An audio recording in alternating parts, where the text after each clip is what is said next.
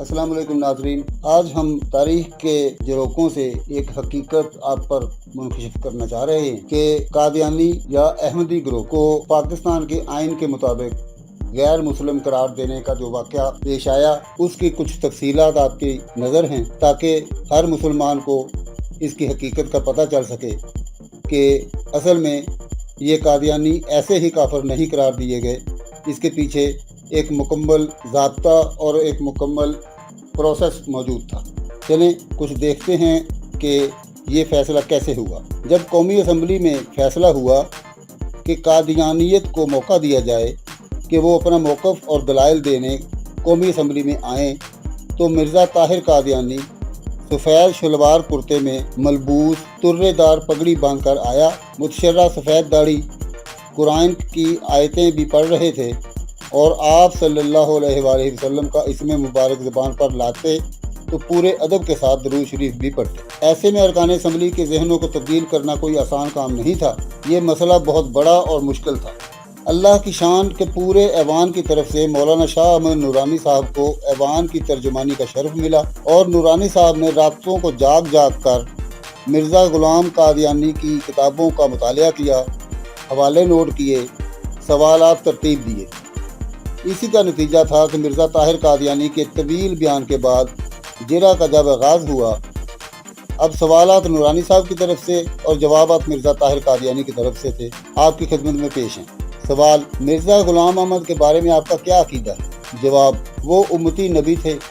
उम्मती नबी का मानी ये है कि उम्मत मुहम्मदिया का फ़र्द जो आपके कामिल इत्तिबा की वजह से नबुव्वत का मकाम हासिल कर ले। सवाल: उस पर वही आती थी? जवाब: आती थी। सवाल: इसमें ख़ता का कोई एहतमाल? जवाब: बिल्कुल नहीं। सवाल: मिर्ज़ा कादियानी ने लिखा है जो शख्स मुझ पर ईमान नहीं लाता, ख़ा उसको मेरा नाम ना पहुँचा हो, वो काफिर है, पक्का काफिर, दायरा इस्लाम से खारिज है। इस इबारत से तो 70 करोड़ मुसलमान सब काफिर हैं। जवाब: काफिर तो हैं लेकिन छोटे काफिर हैं, जैसा कि इमाम बुखारी ने अपने सही में कुफर दून कुफर की रवायत दर्ज की है। सवाल: आगे मिर्ज़ा ने लिखा है पक्का काफिर। जवाब: इसका मतलब है अपने कुफर में पक्के हैं। सवाल: आगे लिखा है दायरा इस्लाम से खारिज हैं, हालांकि छोटा कुफर मिल्लत से खारिज होने का सबब नहीं बनता है। जवाब: दरअसल दायरा इस्लाम की कई कैटेगरियां हैं, अगर बात से निकला है तो बात से नहीं निकला है। सवाल: एक जगह उसने लिखा है कि जहन्नमी भी हैं। यहाँ नूरानी साहब फरमाते हैं जब कौमी असम्बली के मेंबरान ने ये सुना तो सब के कान खड़े हो गए कि अच्छा हम जहन्नमी हैं। इससे मेंबरों को धचका लगा। इसी मौका पर दूसरा सवाल किया कि मिर्ज़ा कादियानी से पहले कोई नबी आया है जो उम्मती नबी हो? क्या सिद्दीक़ अकबर रज़ियल्लाहु अन्हु या हज़रत उमर फारूक रज़ियल्लाहु अन्हु उम्मती नबी थे? जवाब: नहीं थे। इस जवाब पर नूरानी साहब ने कहा फिर तो मिर्ज़ा कादियानी के मरने के बाद आपका हमारा अकीदा एक हो गया। बस फ़र्क ये है कि हम नबी करीम सल्लल्लाहु अलैहि वसल्लम के बाद नबूवत ख़त्म समझते हैं, तुम मिर्ज़ा ग़ुलाम कादियानी के बाद नबूवत ख़त्म समझते हो। तो गोया तुम्हारा ख़ातमुन नबीयीन मिर्ज़ा ग़ुलाम कादियानी है और हमारे ख़ातमुन नबीयीन नबी करीम सल्लल्लाहु अलैहि वसल्लम। जवाब: वो फना फिर रसूल थे, ये उनका अपना कमाल था, वो ऐन मोहम्मद हो गए थे।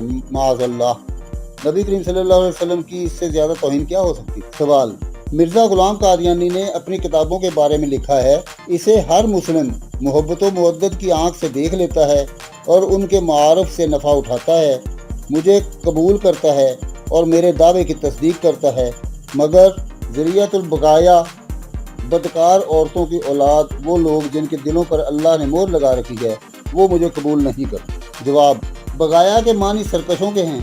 सवाल: बगाया का लफ्ज़ कुरान पाक में आया है, वमा कानत अम्मका बगिया, सूरा मरियम। तर्जुमा है तेरी माँ बदकारा ना थी। जवाब: कुरान में बगिया है, बगाया नहीं। इस जवाब पर नूरानी साहब ने फरमाया कि सिर्फ मुफरद और जमा का फ़र्क है। नीज़ जामे तिरमिज़ी शरीफ में इस मफ़हूम में लफ्ज़ बगाया भी मज़कूर है। फिर जोश से कहा, मैं तुम्हें चैलेंज करता हूँ कि तुम इस लफ्ज़ बगिया का इस्तेमाल इस मानी यानी बदकारा के अलावा किसी दूसरे मानी में हरगिज़ नहीं करके दिखा सकते।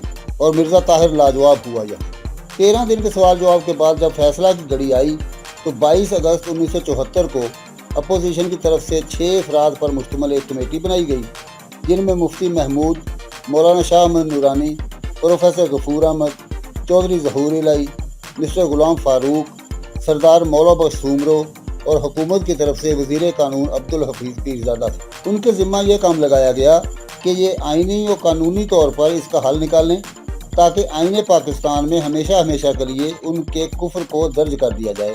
لیکن اس موقع پر ایک اور مناظرہ منتظر، کفر قادیانیت و لاہوری گروپ پر قومی اسمبلی میں جرا 13 روز تک جاری رہی، 11 دن ربوہ گروپ پر اور 2 دن لاہوری گروپ۔ ہر روز 8 گھنٹے جرا ہوئی۔ اس طویل جرا و تنقید نے قادیانیت کے بھیانک چہرے کو بے نقاب کر کے رکھ دیا۔ اس کے بعد ایک اور مناظرہ ذوالفقار علی بھٹو کی حکومت سے شروع ہوا کہ آئین پاکستان میں اس مقدمہ کا حاصل مغز کیسے لکھا جائے۔ مسلسل بحث مباحثہ کے بعد 22 اگست سے 5 ستمبر 1974 کی شام تک اس کمیٹی کے بہت سے اجلاس ہوئے، مگر متفقہ حل کی صورت گری ممکن نہ ہو سکی۔ سب سے زیادہ جھگڑا دفعہ 106 میں ترمیم کے مسئلے پر ہوا۔ حکومت چاہتی تھی اس میں ترمیم نہ ہو۔ اس دفعہ 106 کے تحت صوبائی اسمبلیوں میں غیر مسلم اقلیتوں کو نمائندگی دی گئی تھی، ایک بلوچستان میں، ایک سرحد میں، 2 سندھ میں اور 3 سیٹیں پنجاب میں تھیں، اور کچھ 6 اقلیتوں کے نام بھی لکھے ہیں: عیسائی، ہندو، پارسی، بدھ اور شیڈول کاسٹ یعنی اچھوت۔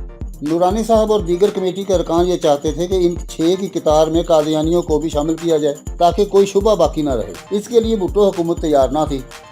وزیر قانون عبدالحفیظ پیرزادہ نے کہا، اس بات کو رہنے دو۔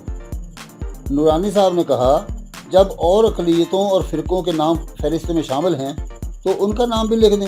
پیرزادہ نے جواب دیا کہ ان اقلیتوں کا خود کا مطالبہ تھا کہ ہمارا نام لکھا جائے، جبکہ مرزائیوں کی یہ ڈیمانڈ نہیں ہے۔ نورانی صاحب نے کہا کہ یہ تو تمہاری تنگ نظری اور ہماری فراخ دلی کا ثبوت ہے کہ ہم ان مرزائیوں کو بغیر ان کی ڈیمانڈ کے انہیں دے رہے ہیں۔ کمال کا جواب تھا۔